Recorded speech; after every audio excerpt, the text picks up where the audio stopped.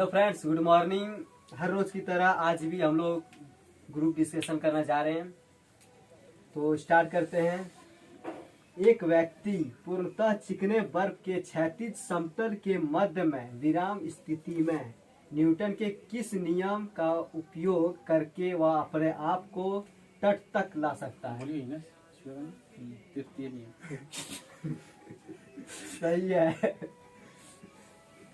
कपूर के छोटे छोटे टुकड़े जल की सतह पर क्यों नाचते हैं?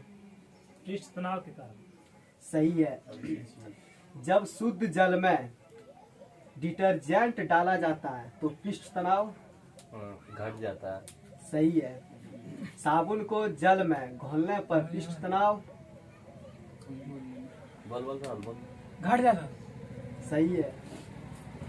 संवातक कमरे की छत के निकट लगाए जाते हैं क्योंकि संवातक कमरे की छत के निकट लगाए जाते हैं क्योंकि ए नंबर ऑप्शन, श्वास में छोड़ी हुई गर्म हवा ऊपर उठती है और बाहर चली जाती है। बी नंबर ऑप्शन, उनमें कमरे में क्रॉस वेंटिलेशन होता है। सी नंबर ऑप्शन, उनसे कमरे में कुछ रोशनी मिलती है। डी नंबर ऑप्शन, निचले भाग में वह शोभा नहीं देती है। जो मतलब श्वास लेता है वो ऊपर चला जाता है और बाहर निकलता है। सही है। अंतरिक्ष यात्री अंतरिक्ष में सीधे खड़े नहीं रह सकते क्योंकि सही है, नहीं होता। गुरुत्व नहीं होता। यदि केस नली का व्यास ये एकदम गलती हो गया, बोलता गुरुत्व के कारण गुरुत्व नहीं होता, जस्ट अपोजिट हो गया। बहुत जी। अच्छा, यदि केस नली का व्यास दोगुना कर दिया जाए तो इसमें चढ़ने वाले जल सतह की ऊंचाई आधा रहता है। सही है। सयंता की इकाई है पॉइज। सही है। जब दो भिन्न भिन्न व्यास के केस नलियों को किस दर में ऊर्ध्वाधर डुबोने पर चढ़े दर की ऊंचाई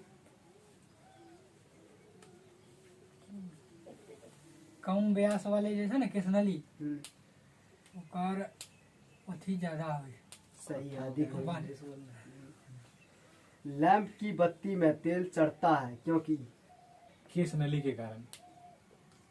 ऑप्शन दूसरा है। गलत हो गया। चलो क्या बोलता है? ऑप्शन नहीं गलत। तेल बहुत हल्का है। दूसरा ऑप्शन, तेल वाष्पशील है। तीसरा ऑप्शन, सतह तनाव घटने के कारण।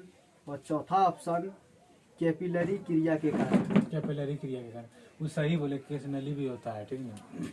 किसी का तो इसका जिसको किसी का तो भी कहीं कहीं रहता है। पानी में लोहे की सुई डूब जाती है लेकिन जहाज तैरता रहता है। यह किस सिद्धांत पर आधारित है? इस सिद्धांत पर option A number option, pascal का सिद्धांत। बी नंबर ऑप्शन, आर्किमिडीज का सिद्धांत। और सी नंबर ऑप्शन, केपलर का सिद्धांत। और डी नंबर ऑप्शन, गुरुत्वाकर्षण का नियम। हाँ, आर्किमिडीज का सिद्धांत सही है। आर्किमिडीज का नियम निम्नलिखित में से किससे संबंधित है? बलवन के नियम से। सही है। जब कोई वस्तु किसी दर में पूर्णतः या आंशिक रूप से डुबाई जाती है तो उसके भार में कुछ कमी प्रतीत होती है तथा उसके भार में आभासी कमी उस वस्तु के द्वारा हटाए गए द्रव्य के बाहर के बराबर होती है। यह सिद्धांत है या आर्किमिडीज का। सही है। उत्प्लावकता से संबंधित वैज्ञानिक है प्लावन। गलत है।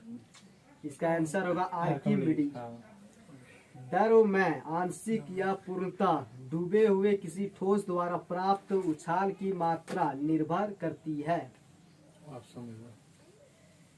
ठोस द्वारा हटाए गए द्रव की मात्रा पर, ठोस के द्रव्यमान पर, ठोस के भार पर। इनमें से कोई नहीं। ठोस के द्वारा हटाए गए द्रव्यमान की मात्रा। सही है। जल पृष्ठ पर लोहे के टुकड़े के ना तैरने का कारण है पंकज। जल पृष्ठ पर लोहे के टुकड़े के ना तैरने का कारण है। तैरने का कारण है ऑप्शन लोहे द्वारा विस्थापित जल का भार लोहे के भार से कम होता है। कम होगा। सही है। कोई भी नाव डूब जाएगी यदि वह पानी हटाती है अपने।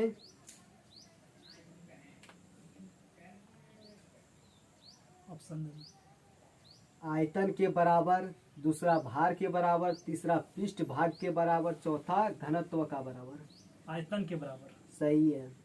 महान वैज्ञानिक आर्किमिडीज किस देश से संबंधित थे। ग्रीस। सही है। पानी की बूंदों का तौलिए पृष्ठों पर ना चिपकने का कारण है। पृष्ठ तनाव। उसको ऑप्शन नहीं, गलत हो गया आपका।